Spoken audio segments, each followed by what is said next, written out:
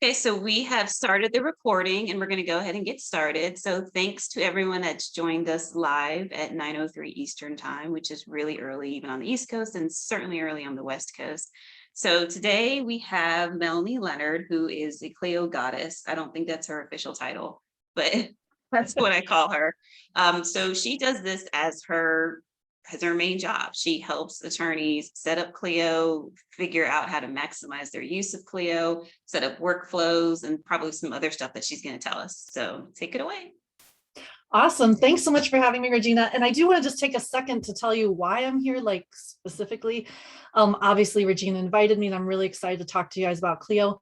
But more specifically, I was a practicing attorney and I sold my practice about 3 years ago because what I was seeing was tons of attorneys buy practice management software of any brand or variety. And then they use like 10% of it, right? Or they use 20% of it. And mostly it's the billing, which obviously is a very important function that it provides. But what I saw was that people weren't taking advantage of all these other features that they already had. And so I knew from my own practice that using those other features really could boost your productivity and for me help with my sanity when I was practicing. So I'm really passionate about making sure that people are using the features that they already have.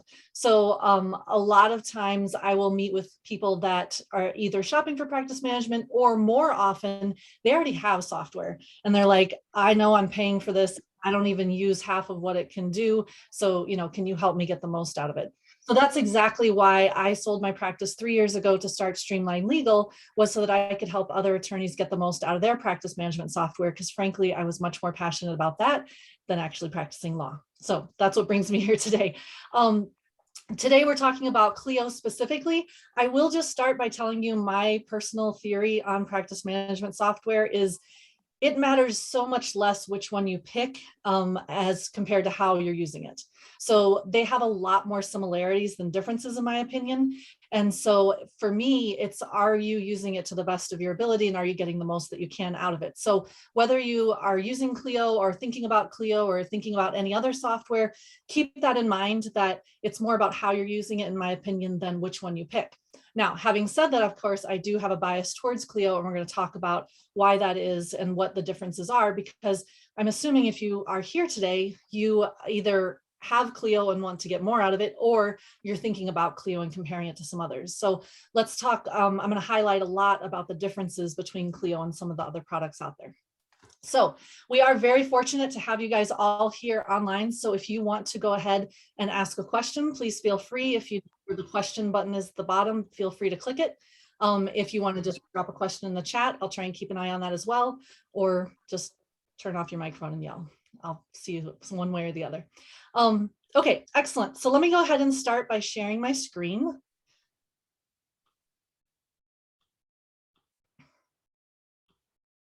Here we are. And here I've brought up Clio for those of you who haven't seen it before. I'm not going to go through every feature, of course, because there are a lot of them. But I do want to point out some of the things that makes me excited about Clio, like I said, compared to some of the other software. So give me 1 second here to adjust my screen so I can let people in as we go. Excellent. Okay. So when we open up Clio, we're typically brought to this dashboard here. A lot of software has dashboards. Just be really careful about what it's measuring, right? And make sure that it's looking at the things that you want to look at or the things that are important to you. I will tell you that none of the dashboards out there, as far as that go with built-in dashboards, I should say, not the standalone products, but the built-in dashboards, none of them really impressed me too much. So I wouldn't point that out as an awesome feature necessarily. But as you can see across here on the left-hand side, this is where our menu is. I find Clio very easy to navigate. I find that a lot of people, it's whatever they started using first, they find easy to navigate, and that makes sense, right? But over here, we've got calendars, tasks, matters. Like I said, a lot of these features are similar to other products. And so you're going to find a lot of these features in other products, but keep in mind, it's how that feature works and how you're using that feature that I think you'll get the most use out of. So I'm going to take them just one at a time, and we're not going to go into detail on all of them, but we're going to talk about some of the highlights on some of these. First of all, starting with the calendar, it's a calendar, right? I mean, like, we're also used to a Google Calendar or an Outlook calendar that a calendar is a calendar. What I will say about Clio though, is that it does have a bi-directional sync on its calendar. What that means is that anything I put into Outlook will feed into Clio if I have that sync on, and anything I put into Clio will feed into Outlook. So it goes both ways. There is software out there right now that only goes one direction. So make sure when you're shopping that you notice which direction it goes and that that's going to serve you well. I like the bi-directional only because it allows me to use other software with the calendar. So for example, in our business, we use Calendly, and any kind of those scheduling tools, Calendly, Acuity, anything like that, we can still integrate with our Outlook or with our Google. And when we do that, then it feeds into Clio as well. So we integrate our Calendly with our Google and our Google with Clio. And therefore, all of the appointments go across all 3 calendars. And we find that to work very, very well. Does this sync with Google Calendar as well? Is that an option? Yes. So the bi-directional sync can be on Google or on Outlook. It also has a feed that can feed information into like an iCal or something like that. But again, that's only one direction. That doesn't go both ways, like the Google and the Outlook syncs. Awesome. Thanks, Mark. I hope that helped. Wonderful. So then with respect to calendar, any software you buy, make sure that you're sharing your calendars across the firm. If other people can't see your calendar, it's going to add to a lot more frustration and a lot more need for communication, right? If I can just click on my admin assistant and know exactly what she's doing today, that's going to be a lot more helpful than if I have to go ask her or drop her an email or send her a call or whatever. So I always recommend, depending on the size of your firm, of course, but it's very helpful to be able to share those calendars across the firm, no matter what software you're using. Okay, that's calendar. Second, tasks. This is by far my favorite feature of any practice management software, is what Clio calls tasks or task lists.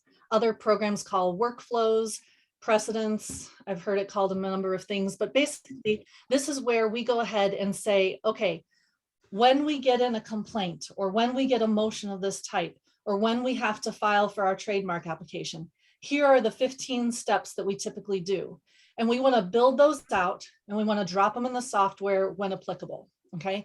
And so I'm going to bring you over to an actual file here so that we can take a look around. So now I'm in the Joe Smith file, and I'm going to go and look at Joe's tasks over here. And right now he doesn't have any tasks, but let's say his file just came in and I want to make sure that we're on track and we know exactly what the plan is on Joe's file.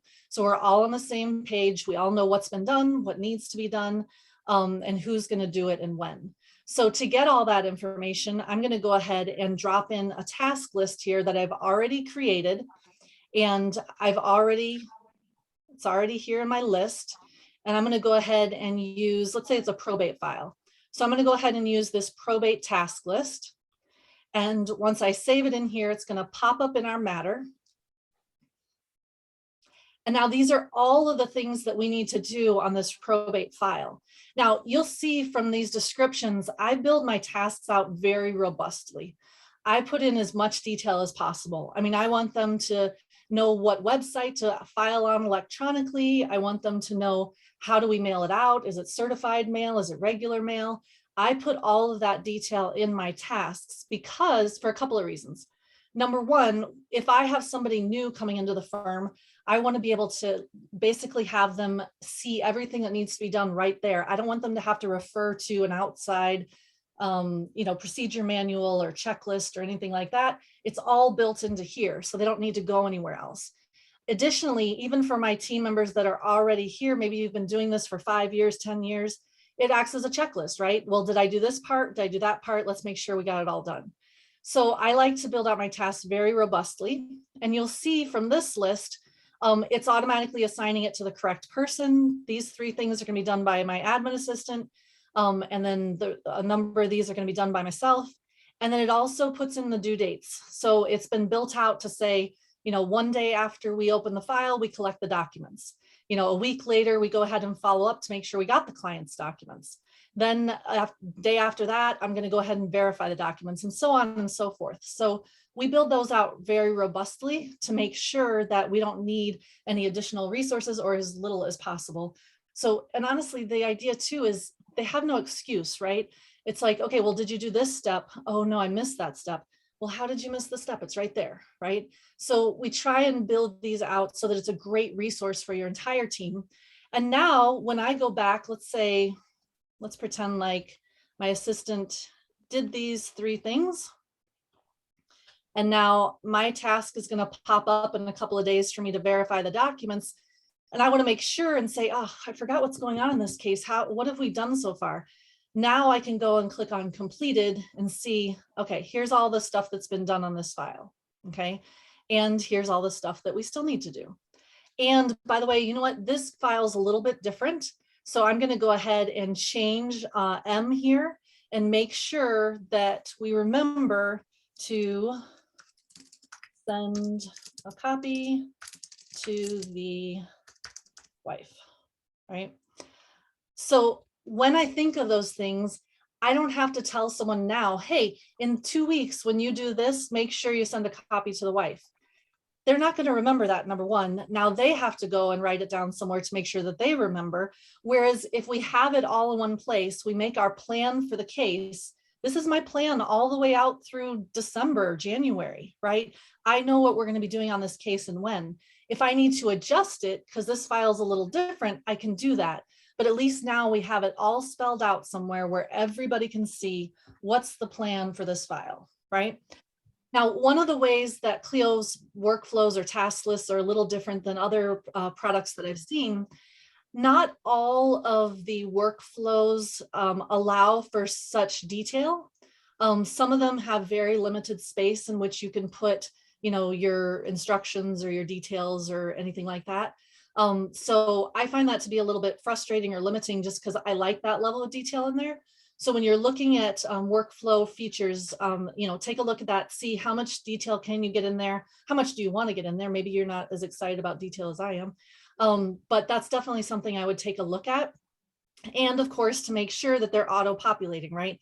Make sure that when I put this one in, the rest of them are going to follow. And when I move this one out a week, let's make sure that the rest of them follow as well.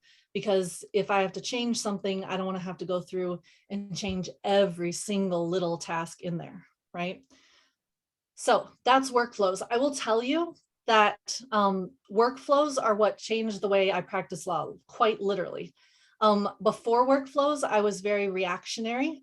I was always looking, you know, who called, who emailed, what needs to get done next, where's my list, you know, what do I need to do? Once we had workflows in place, it helped us to be a lot more proactive. So now I say, okay, well, I'm going to get done what's on my list today. And I know that's going to put me in good shape for tomorrow or next week. That doesn't mean that there aren't emergencies that come up or things that need to be adjusted priority wise. But I'll tell you, it's a lot easier to handle those emergencies or adjust those priorities when they happen if you're proactive with the rest of your files instead of reactive on every file. So that's so yeah. important. It's so important. So I'm flat fee. So my whole thing is being super, super, super efficient. And I know people sometimes think I'm blowing smoke up their behind when I say I don't work a lot, but I don't, and that we prepare for trial well in advance. And it's because we have all these checklists. And I've already seen an idea that I'm going to steal, which is you put A, B, C, D in front of the task list. So it's clear like what order it's in. So I'm going to start doing that. But if you have these task lists ahead of time, there's no excuse for your staff members not to get things done. And it's not that people are being lazy. It's hard to remember all this stuff. And this is, yeah, and you can add things to it, obviously, if there's a special thing that you need to do in a case, but this is the basics. So if your team has these lists and you have a trial coming up in 30 days, they start on the list 30 days in advance. So that way, you know, a week or two, when it's getting down to crunch time, you're not doing 30 things, you're doing the 1 or 2 things or kind of the reactionary things of the subpoena that got sent last week, but you're not doing that on top of all these routine things that can be done well in advance. So. Yeah, no, absolutely. And the nice part is we can build these lists either what I call forwards or backwards, right? So I can say, well, we want to file the complaint by the 30th. So, you know, 10 days in advance, here are the things we need to start doing. And we have a deadline of the 30th. Or, you know, we want to file things before the hearing and here's the date of the hearing. So we can say 10 days before the hearing, 5 days before the hearing, all that. Or we can go the opposite direction. We can say, well, we just got this file in the office. We want to make sure we're filing our complaints within 10 days. Okay, great. So now here's the first day. And now by day 10, we need to have that complaint filed. So you can build it either direction. And I find that to be very helpful. I have seen, just to make you aware of things, I have seen software where they limit the number of what I call anchor dates that you can have. Like, so, you know, let's say you have a hearing. Let's say we have 2 hearings, because that's pretty difficult. 2 hearings and a trial, right, in a case. If they limit it to you can only have 2 dates with which to build against, then that's tough, because you're gonna inevitably have more dates to prepare for than just 2. So just look out for that kind of stuff as well. But Clio's very flexible in that regard. You know, it doesn't limit you in the number of, it doesn't have a lot of limits to begin with, come to think of it. You know, you can store as much information, as much documents. There's only one place where I can think of a limit, and that's pretty rare. So definitely, I would say take a look at that workflow feature in whatever software you're using, because that is huge. Oh, Regina, you mentioned something I want to go ahead and jump over to. So in here, when we do complete our task, we can also add time, okay? Even if you are a flat fee firm, much like Regina, I always recommend tracking your time for a couple of reasons, because most of the time, or I should say many times, you are paying your team either on an hourly or a salary basis. And we need to know what that translates into as far as how much money you're spending on a case, right? So if I come in here, and I'm going to show you a little example here. So I'm going to say that I have 20 minutes I spent on this, and then I'm going to go ahead and mark that as complete. I'm done with that. And then I'm going to spend 30 minutes on this, and I'm going to save that and mark it as complete. I'll mark a bunch of these as complete. Let's see. Okay. So now when I come over to my activities is what Clio calls time entries. Okay. So if you're thinking time entries, if you're thinking time tracking, we're looking at activities when you're in Clio. And so I'll click on activities, and here it's got some things that I did. These I've already invoiced for, these I have not. But what I really like is how it's keeping a running total of what's going on. Okay, so it's got a running total of $1,500 as far as what we've done on this case so far. And I like that because it's tracking not only your billable time, but also your non-billable time. So in Clio, if I'm a flat fee attorney and I'm charging a flat fee of $1,000, you're going to see $1,000 in this billable column, and it adds up to 1,000. But then it's going to track my time as not, assuming I put it in there, it's going to track my time as non-billable, and it's going to tell me what that translates to into dollars. So I would have a bunch of time entries that equal $1,468 in my non-billable, and then I would have one time entry that totals 1,000 over here in my flat fee. So now if I'm doing flat fees, I can compare and say, okay, they paid me 1,000, that's what was billable, but I actually tracked enough time to equal 1,400. I'm probably not charging enough for this flat fee, right? Now we all know flat fees. Sometimes it's not always going to work out perfectly, right? So sometimes we charge a flat fee of 5,000 and we're going to go ahead and spend about $2,500 worth of time. Sometimes we charge a flat fee of 5,000 and we spend $5,600 worth of time. So we want to make sure that when you're closing these flat fee files, you go back and analyze and say, okay, did we come out ahead or did we come out on top on this one or not? And that's going to really help you determine whether or not your flat fees are sufficient to cover your costs. Now, of course, we don't want it to be just sufficient, right? I mean, we'd like to make some profit in this business. That's why we're here. So we'd like to make sure that we're not spending $5,000 worth of billable time on a $5,000 flat fee.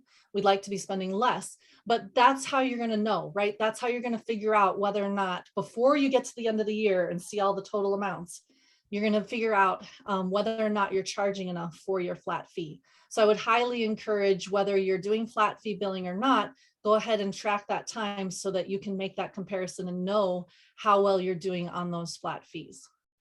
I agree. And another thing that you may want to adjust to is kind of the efficiency of your firm. So you're either, if you're kind of breaking even on flat fees and hourly, something's wrong. You're either not charging enough money or your firm is not as efficient as it should be. So I track it. I don't use Clio, but I do track it using Monday.com. And I actually track it by the type of case that I have, like an uncontested case. So I'm able to see how much are we spending on uncontested cases. And if we're spending so much time, what can we do to reduce that by increasing our efficiency? Or does that just mean that our fee needs to go up? So it's usually one of those two things that's going on, and this will help you figure it out. Mitch had a question. Yeah, I just Can saw you that. assign? Oh, sorry. That's okay. I was going to jump to Nancy's real quick. She says, can Okay. you run a flat fee profitability report across several files? No, unfortunately, Clio does not have a report of that kind. So what we recommend oftentimes is, as a part of our file closing procedure, when you're closing out a file, that you go ahead and grab that information out of Clio. If you want to see it across all your cases across the whole firm, you can drop it right into a spreadsheet or something, or you can look at it just with respect to that firm, but they do not have a built-in report for that. Mitch says, can you assign book time to a task before it's done rather than the actual time after the task? So we don't have, I mean, they don't call it book time, but what you can do, let me show you this. When you, oh, you know what, hold on a second. When you have a task, let's go back and look at this task. So here's a task I have to send for pre-approval. And so I'm gonna look in that task here. There are different levels of Clio, different subscription types that you can have. At the highest level, which is called Elite, it does include this feature for a time estimate right here. So we can put in that we expect this to take 30 minutes, right? And so that when the person comes along to try and do this task, then it's going to have that estimate there. And that's our red flag, right? Did they do it before the 30 minutes or within the 30 minutes, or did it take them longer? And that kind of draws our attention to what's going on. But when they do go ahead and create that time entry, it's got right there, the 0.5, it's already, oh wait, hold on, sorry, hold on, that's one we already did. Let's go pick a different one here. Let's see, let's do 30 minutes for this one. And we're gonna add our time there. So when I add my time though, it does not bring in that 30 minutes. Okay, so it does give me the 30 minutes as like a guideline, and it does display that across all of my tasks so I can see how close my team was on each particular task, but it does not auto-populate it in my time entry. So then I'll need to still make that time entry say 30 minutes or however long it took. So I hope that answers your question, Mitch. Let me know if you need more detail. Excellent. So tasks, workflows, whatever you want to call them, by far my favorite thing.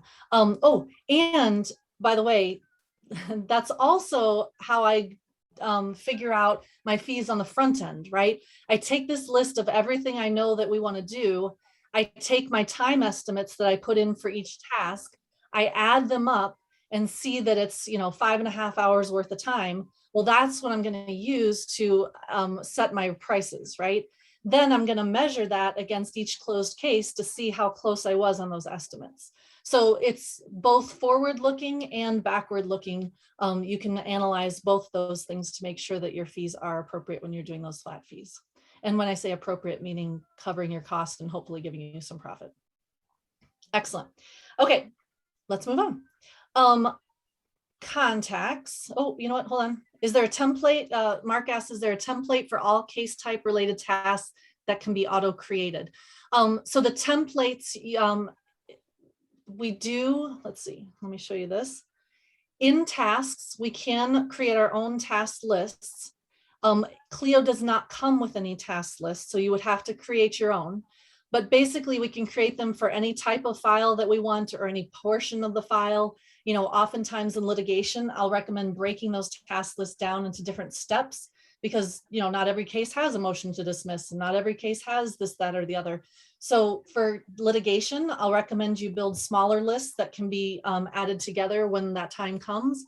For something more transactional like immigration or probate or estate planning, those I would recommend one or a couple of longer lists to be able to accommodate that.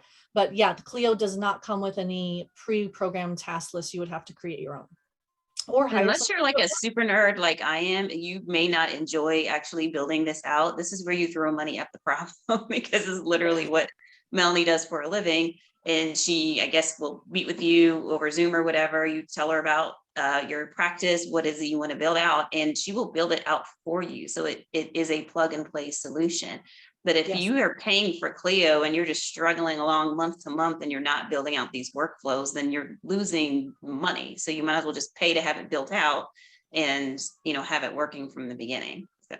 I absolutely agree. And Regina, you're exactly right. There's some attorneys that really enjoy this kind of stuff, and that's great. All power to them. But I would recommend that for most attorneys, it's not the highest and best use of your time, and you're going to be losing money by trying to do it yourself. Excellent. Okay, I'm going to move on to matters here. We've got, this is where we're displaying all of our different files. One of the things I love about this screen, though, is that Clio does allow us to have what are called custom fields. And so if we look over here on this case, right, let me let somebody else in. On this file here, I've built out a lot of custom fields. Custom fields are basically, if I click here to see all of them, details of the case that I want to collect on every case, right? So here's personal injury. Here's some of the things we're collecting. You can create as many custom fields as you want. I mean, I've seen lists that go, you know, all the way down scrolling multiple pages. But it's whatever kind of information is going to be helpful for us, like as a dashboard, a quick reference to be able to see. And so in this particular situation, we've collected some of this information for our litigation. But then the part that I find extra cool is that when I click to see all of my matters on one screen, or, you know, scroll down, of course, because I have a bunch, but I can adjust these columns. First of all, I can drag them and drop them to see, you know, whatever information I want to see in whatever order, but I can also add columns. And so you'll see here, and I can use custom fields for that. So you'll see here, this stage of case, this was a custom field that I created. I wanted to track across all my cases, what stage are we in? And so I've got, these are in negotiation, these are in post-trial, these are in pre-demand, whatever. And so I've been able to adjust this screen so that I can see that information. And you can add whatever custom fields you want. You know, I can add another one here, and it'll go ahead and drop that one in right here. Now, of course, my demo account doesn't have as much detail or as much information as yours will, but so the idea is that I can adjust this screen to see whatever kind of information I want. And really, by doing that, it creates a custom report, right? Because I don't have to, you know, I can design it however I want and get whatever information I want across all of my cases. And I find that to be very helpful. Because sometimes, frankly, there's just information I want to track that Clio doesn't have pre-built into their reports. And that's the kind of thing that I can put in here. Bonnie is asking, yeah, can you Bonnie reorder the custom fields? Yes. So absolutely. So let's see, Bonnie, let's get a couple more in here and I can show you that. And let's say we don't care about this or this. Okay, so these two here are my custom fields, the contract deposit, and then the stage of the case. And yes, I can go ahead and, you know, move those around however I want to see them in whatever order I want. Whoops, there we go. So yes, we can definitely drag those around. Oh, on the dashboard. Oh, I see what you're saying. Okay, so she means, I think this is what you mean, Bonnie. Feel free to jump in if I'm wrong, but she means the order right here as far as how they're listed, because she has a lot of cases, so she's got to scroll if she wants to see them all, right? You can change how they're appearing. That would be over here in the filters, or I can go ahead, if any of these columns that have a little arrow, I can go ahead and sort by that. So it is limited, right? If I'm going to sort, it's going to come up with the first name or first number, depending on how these are written out, of my matter. Or I can do it by open date, in which case that can, you know, sort either way, right? Or I can filter by just my cases. Let's see, I just want to see the cases that I'm the responsible attorney on, then I can filter for those as well. So there is some adjustment, but it is not unlimited, right? There's within certain parameters, there are ways that you can change that. But that's how we can see those.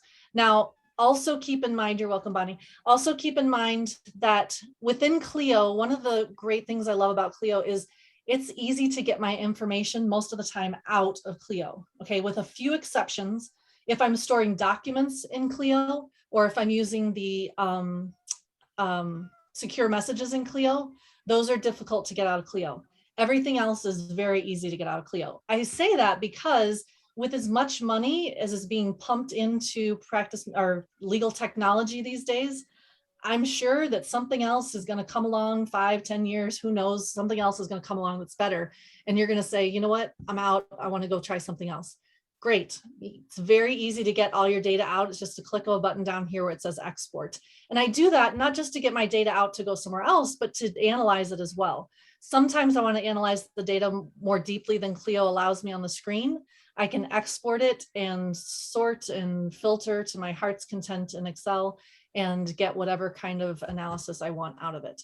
So that I find very helpful as well. Excellent. There's going to be an advanced class, I'm joking, but there is an advanced class where you can actually export data from pretty much Clio or anywhere else into something like dashboards.io, which can really do like a deep dive into the analytics of your firm, which is more robust, I think, than what Clio has. Yeah, absolutely. And in fact, that is one thing I want to mention as far as getting data out. One of the other things that I like about Clio is their integrations. Now, keep in mind, not all integrations are created equal, okay? There are some integrations that are awesome, right? There are some integrations that you're like, this is an integration. So before you start relying upon an integration or getting your hopes up about an integration, please do check it out to see how well it works, see exactly how well it's integrated. But there are just like literally more than 150 integrations that Clio has with other software. So if there's something that you're wanting to use that is not Clio or that is not built into Clio, a feature that maybe you think it's missing or you would like to have, please do that research because there is a lot of great stuff out there that can work with Clio. And one of those things is Zapier. I'm not going to get into how Zapier works or how you use it with Clio. I just want to point out the idea that Zapier, for those of you that don't know, helps apps work together. So maybe I'm using, what's a good example? Maybe I'm using a form tool on my website and I want that data to feed into Clio or my practice management software. Zapier can help you to do that. So of course, assuming that both products interact with Zapier. Clio does, a lot of practice management does in fact. And so I'd encourage you to go to the Zapier website, look up your practice management or the one that you're thinking about and see how well it's integrated into Zapier. So for example, I've come to the Clio page here and it's telling me all the different things that can happen in Clio to trigger a Zap, to trigger something to happen. And I bring that to your attention because there are other practice management softwares that say we have a Zapier integration, but they can only accommodate like 2 or 3 different things. It's still good, you should still use it, but you just won't have the depth of integration or capabilities as you would have with a product like Clio, where they have lots of triggers. Yeah, that's a lot. In terms of Zapier integration, that's a ton. Frankly, for any software Zapier integration, that's a lot, whether it's practice management or not. So anyway, I bring that to your attention because again, not all integrations in legal tech are equal. And I definitely want you to know what you're getting into before you hop right in. Okay, excellent. While we're on this screen with our custom fields that we looked at before, I also want to point out to your attention that a lot of practice management out there allows for document automation. And this is where I can click on a button or two and it creates this complaint for me. It creates the summons for me or whatever document I need to create. Very helpful. It usually pulls information out of the custom fields or out of the default fields in Clio or your practice management software. The one place where I think that Clio definitely sets itself apart from other practice management software is it allows for you to use what we call conditional fields. And basically what that means is that I can go in here and say, okay, in my document, if my custom field says the type of injury was an injury to the arms, then put in this paragraph all about the arms, right? But if my document, if my software says the injury is to the legs, then put in this other paragraph about the legs, right? And that's what we call conditioning. And that's what Clio does allow for. Depending on what I put, what information I put in my custom fields, I can program the documents to put in different language, right? Most practice management software out there today only allows for us to do more of a drop-in or plug-in information, right? So it will allow me to drop in the word arms, but it won't change the paragraph in my document depending on what was in the field. And so please do be aware of that. If you're intending to rely upon the document management or document automation feature in your software, make sure to ask those questions, because if you have one with conditional coding abilities, it will be a lot stronger, a lot more robust. It will do a lot more for you. And you won't have your assistant having to go back and change all the she's to he and all the, all the different things that can be changed based on conditional coding. So keep that in mind if you're looking to use that feature, because Clio does allow for that and a lot of software does not. Now, Clio has a built-in document automation feature, but then they also what's the word? Integrate with Lawya, right? Correct. Okay. Yep. They also integrate with a lot of different document automation programs as well. So if for some reason you don't like the Clio one, or you're already using something else, then absolutely check out those integrations, because they have a bunch of them. And I will say one of the benefits of those integrations is Clio's document automation, when you go to create templates, because again, it does not come with any templates. You have to create your own or pay to have them created. But when you create those templates, it's not necessarily very user-friendly. Like, you have to spend a little time figuring it out and making sure you know how to do it to get this accomplished. However, when you're using other products like Lawya and other document automation software that's built specifically for that, they're putting a lot more emphasis on the user experience, right? And how they're trying to make it very easy for you to code your own documents. So definitely take that into consideration when you're determining, which feature of which product you want to use. Excellent. Okay, we're going to move on. One thing I'd like to point out here is Clio Payments. So Clio Payments is what Clio calls their credit card processing, right? And basically, it's an integration with LawPay. So if you already have LawPay, or you're used to using LawPay, you can come in here, integrate it with Clio, and bam, you're taking credit cards the same or next day or whatever, however long it takes.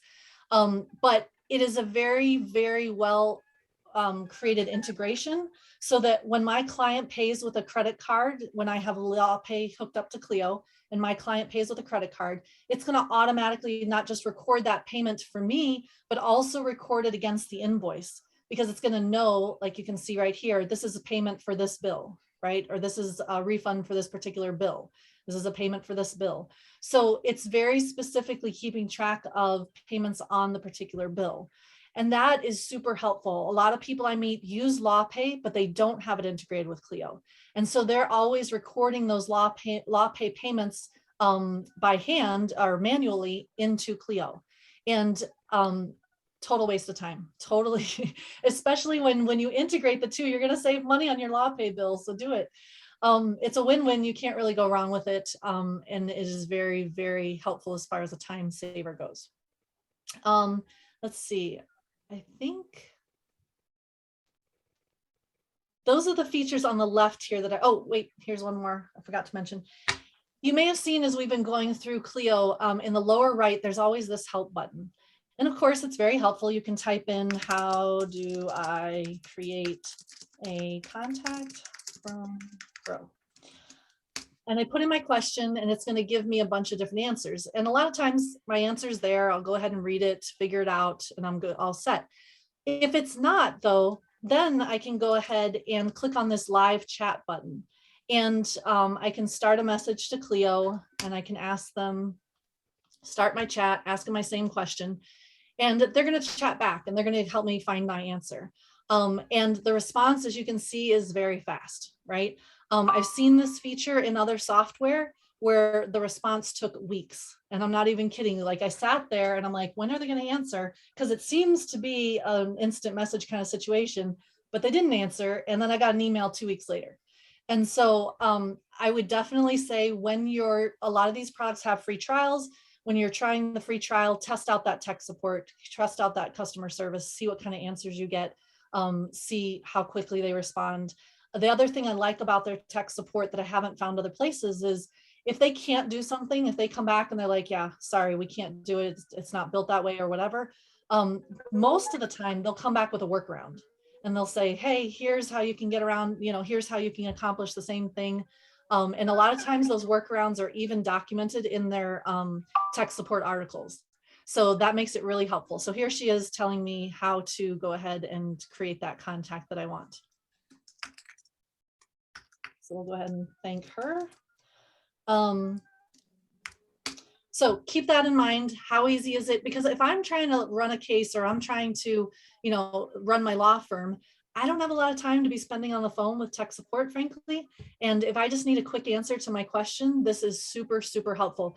Even if it's not a quick answer, I've been on chat with them for quite some time trying to figure things out in the past. So I would definitely say use that as a resource because it is very, very fast as far as a response goes. 24 hours a day, 5 days a week. So if you're up at midnight on a Saturday night trying to work in Clio, you won't have any tech support, just so you know. Hopefully you're not doing that. Okay, let me double check keep those questions coming if you have them. Michelle says, I have Clio Grow also.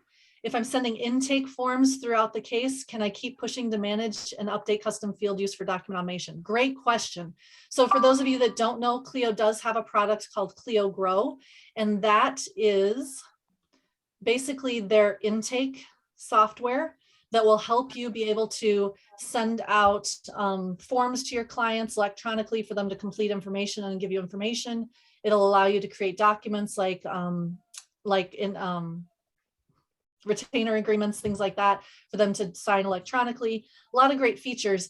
One of the things that Michelle's talking about is when you fill out a form or when your client fills out a form in Clio Grow, she wants all of that information. Oh, this one hasn't been filled out yet. She wants all of that information to feed into her documents or into her custom fields, in Clio Manage. And that is very possible. So they fill out the form. We get the information. This is obviously a short demo form, but we get the information. And when that client hires us, I can push that file into Clio Manage and it will bring all of that information with it. However, Michelle, the part that you might be missing and you need to pay attention to is when I create these forms, I need to make sure to connect them to a custom field. By default, you create the form, it fills in the information, and it just gives you the information on the screen or in a PDF. But if I go into the settings of the form and I connect those questions to a custom field in Clio, now it will push the information into Clio Manage. So that's something to keep in mind when you're using the two softwares together. It doesn't push the custom field information over by default. You have to set up the form that way. The other golden rule to remember when you're using Clio Grow and Clio Manage together is that when I push a file over into Clio Manage, it's going to bring over the information that I've told it to bring over, and it's going to write it into Clio Manage and create a new file, right?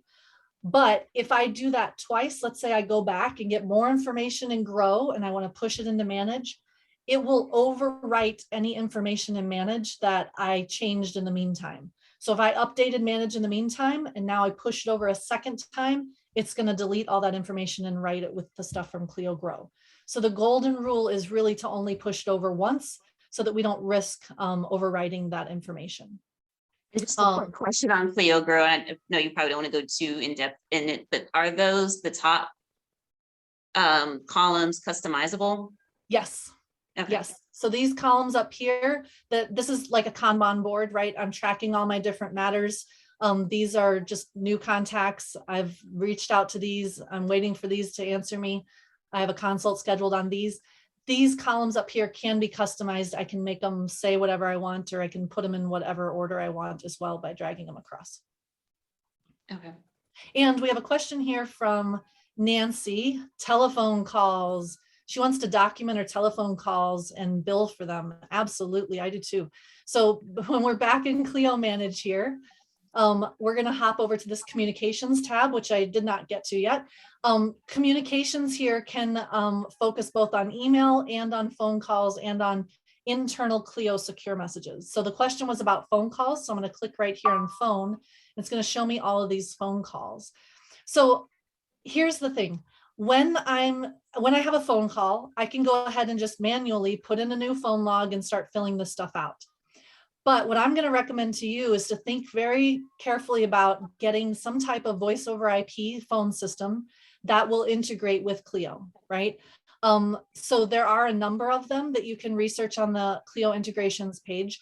But what essentially happens is it will go ahead and record the phone call for me. I don't have to fill out anything, and it will keep track of how long the call was, what client it was with. Assuming that I have that person's phone number in Clio, it will tell me what person it was to and from. And I can go ahead and it will record it all. Now, what happens is when I do that, now I can come in here and just click on add time, because it's not automatically going to bill for that for you. It's going to track it and say it was a 20-minute call, but it's not automatically going to bill it because you may not want to bill every call. So you'll come in here and click on add time for those calls that you want to bill for. So I would highly recommend that you look into, yeah, Mitch says that Vonage works really great when it's tracking things, even when he's on the beach. So great job, Mitch. So definitely DialPad's another one. Definitely I would recommend taking a look at that, because that's going to make it so much easier than you having to manually put in call logs. Absolutely. I use DialPad, and I mean, it's fantastic. I actually don't integrate with anything, but you could. And so I posted some articles about how to do that, but I'm fairly certain that when you open your DialPad app and just make a call and it's linked to Clio, it's automatically going to track how long the call is, and it's going to post that information and bill the time for the client that you are speaking to. So it's automatic. Yeah, it's nice. Nancy, also just to be clear, you don't have to be on this screen while the call takes place. So if you're on the phone and you want to be actually talking to your client, of course, on this matter, here I'm on the matter page. I'm looking at my custom field information. I'm looking at who the people are on the case. So I can be navigating anywhere in Clio, looking at all kinds of other stuff. I don't have to be on the communications page, assuming that I have an integration with the voice over IP that's tracking that for me. Okay, great. Bonnie asks, will Grow warn you that you've already pushed into Manage? Yes, back to our discussion about Grow sending information into Clio Manage. If I have information in Grow and I've pushed it to Clio Manage already, and now I try to do it a second or third time, it is going to bring up a warning and say, wait a minute, you've already done this once. Are you sure you want to do it again? Because it will overwrite information if you've changed anything in Manage.